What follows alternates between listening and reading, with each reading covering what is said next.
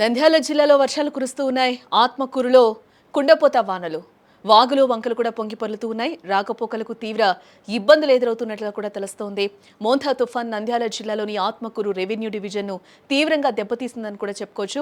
పాములపాడు, కొత్తపల్లి, వెలుగోడు మండలాల్లో ఎడతెరిపి లేకుండా కురిసిన వర్షానికి జనజీవనం పూర్తిగా అస్తవ్యస్తంగా మారినట్లుగా తెలుస్తోంది. నల్లమల అడవుల్లో కురుస్తున్న భారీ వర్షాల కారణంగా ఎగువ నుంచి భవనాసి వాగులోకి వరద నీరు భారీగా వచ్చి చేరుతోంది. దీంతో వక్కిలేరు మరియు భవనాసి వాగులు ప్రమాదకర స్థాయిలో ఉప్పొంగి ప్రవహిస్తున్నాయి.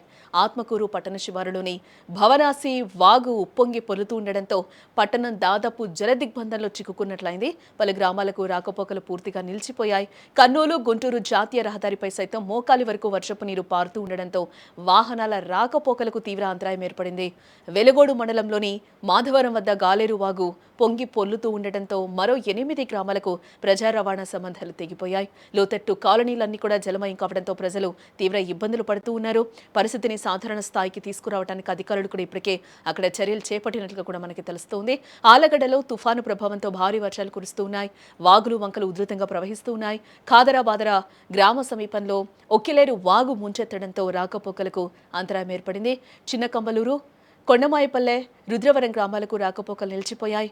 సిరివెళ్లలో ఏపీఎస్ఆర్టీసీ సేవలను కూడా నిలిచిపోయినట్లుగా తెలుస్తోంది. దీంతో ప్రయాణికులు, వాహనదారులు కూడా తీవ్ర ఇబ్బందులు పడుతున్నట్లుగా అయితే మనకి సమాచారం అయితే అందుతోంది. వెంటనే అప్రమత్తమైన పోలీసులు, రెవెన్యూ సిబ్బంది వాగు వద్ద భద్రతా చర్యలను చేపట్టారు. పేరూరు, చందలూరులపై నుంచి రాకపోకలైతే కొనసాగుతూ ఉన్నాయి.